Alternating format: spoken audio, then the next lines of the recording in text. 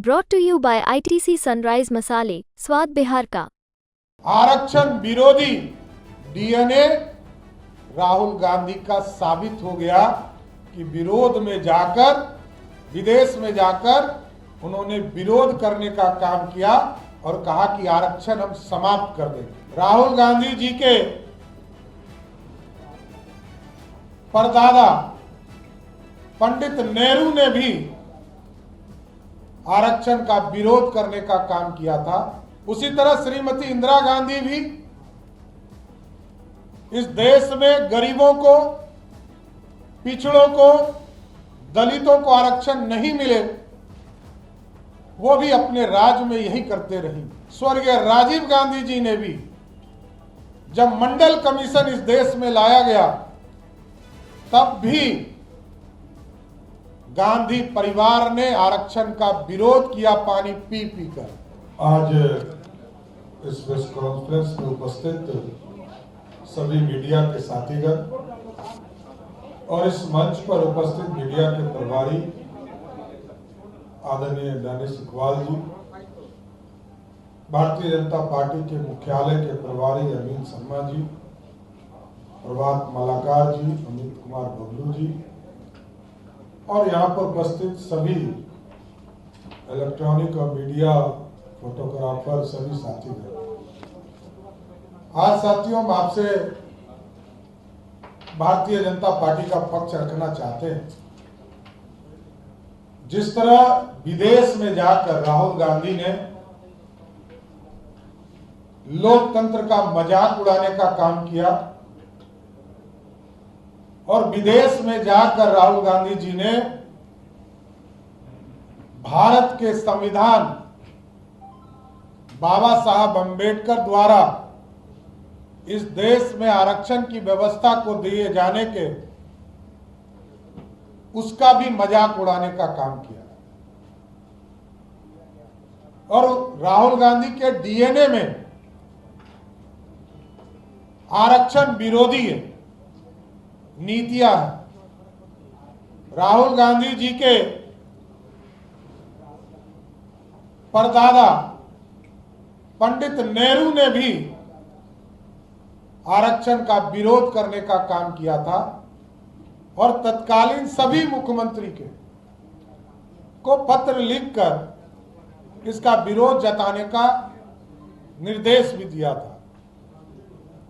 उसी तरह श्रीमती इंदिरा गांधी भी इस देश में गरीबों को, पिछड़ों को, दलितों को आरक्षण नहीं मिले, वो भी अपने राज में यही करते रही। राहुल गांधी जी के पिताजी स्वर्गीय राजीव गांधी जी ने भी जब मंडल कमीशन इस देश में लाया गया, तब भी गांधी परिवार ने आरक्षण का विरोध किया, पानी पी पी कर। और आज आरक्षण विरोधी डीएनए राहुल गांधी का साबित हो गया कि विरोध में जाकर, विदेश में जाकर उन्होंने विरोध करने का काम किया और कहा कि आरक्षण हम समाप्त कर देंगे। कांग्रेस पार्टी लगातार माइनॉरिटी को आरक्षण देने का काम कभी आंध्र प्रदेश में करती है, कभी कर्नाटक में करती है, और जितने भी माइनॉरिटी यूनिवर्सिटीज हैं, सब में आरक्षण को समाप्त करने का काम कांग्रेस और इंडी गठबंधन के लोगों ने किया।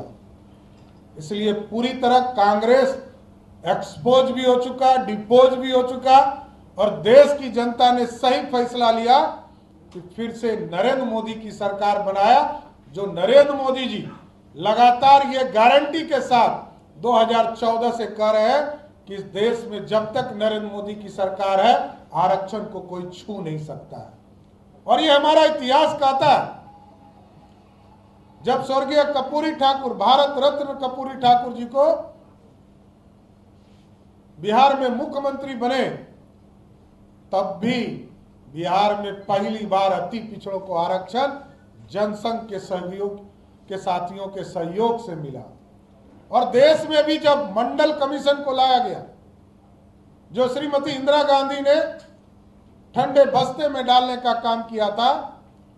जब देश में बीपी सिंह जी देश के प्रधानमंत्री हुए तो सरदे अटल बिहारी वाजपेयी जी और लाल कृष्ण आडवाणी जी ने समर्थन देकर 84 सांसदों का समर्थन देकर आरक्षण की व्यवस्था किया। और यहां पर भी एक नेता है लालू प्रसाद जी, जो लगातार ये कहते रहते हैं आरक्षण के समर्थन में।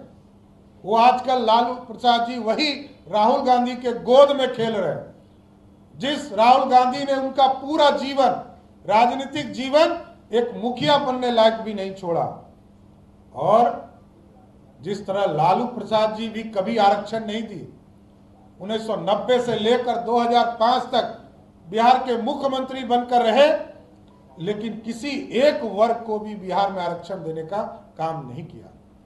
दूसरे तरफ भारतीय जनता पार्टी जब भी सरकार रहती है साथ, तब आरक्षण देने का काम करती है। इसलिए पूरी तरह एक्सपोज हो चुकी है कांग्रेस पार्टी, और कांग्रेस पार्टी और इंडी गठबंधन के लोगों को स्पष्ट तौर पर बताना चाहिए। ये चुनाव जब आता है तो कहते हैं कि संविधान खतरे में है, आरक्षण खतरे में है, लेकिन सबसे ज्यादा विरोध करने वाले लोग यही हैं। स्वामी विवेकानंद जी 30 वर्ष की उम्र में जब अमेरिका गए तो दुनिया को यह संदेश गया कि भारत का यह साधु पूरी तरह ज्ञान का सागर लेकर आया है। और यहां 54 वर्षीय एक नौजवान विरोधी दल का नेता जब दूसरे देश में जाता है तो स्पष्ट तौर पर संदेश जाता है कि राहुल गांधी भारत को तोड़ने वाली शक्तियों के साथ है, आरक्षण के विरोधी हैं, भारत को अलगाववादियों के साथ ले जाना चाहते हैं, भारत को नष्ट करना चाहते हैं। इसलिए पूरी तरह भारतीय जनता पार्टी इसका विरोध करती है। और आरक्षण देश के यशस्वी प्रधानमंत्री नरेंद्र मोदी जी ने साफ तौर पर कहा, आदरणीय गृह मंत्री आदरणीय अमित शाह जी ने, आदरणीय नड्डा जी ने साफ तौर पर कहा है कि जब तक भारतीय जनता पार्टी की सरकार है तब तक आरक्षण को कोई छू भी नहीं सकता है। सभी साथियों को धन्यवाद। कोई इससे संबंधित कोई प्रश्न हो तो जरूर पूछ सकते हैं। इससे जुड़ा हुआ कोई प्रश्न है तो बताइए, आगे से प्रेस कॉन्फ्रेंस कर लेंगे।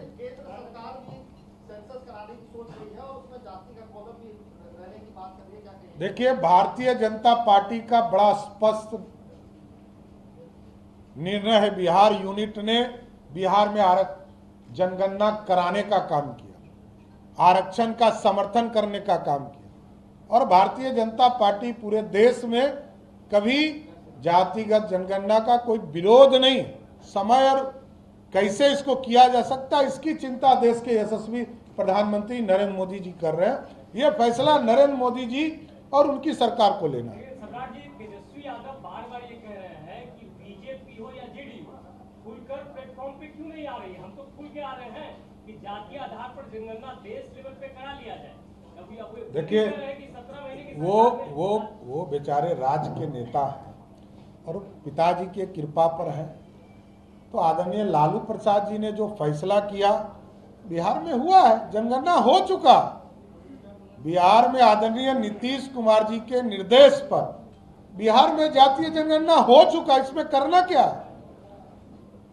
पार्लियामेंट के सदस्य को वहां आदरणीय मोदी जी से बात करनी चाहिए। और विरोधी दल के नेता को तो पहले से पता है कि बिहार में जातीय जनगणना हो चुका, तो इसके लिए उनको क्या ज्ञान देने की जरूरत है? इसके लिए कोई ज्ञान देना है तो ये बताइए। आदरणीय लालू प्रसाद जी ने यदि कोई सिखाने में गलती कर गई है तो हमको नहीं पता, लेकिन लालू प्रसाद जी के आग्रह पर, नीतीश जी के निर्देश पर, भाजपा का समर्थन से बिहार में जातीय जनगणना हो चुका है।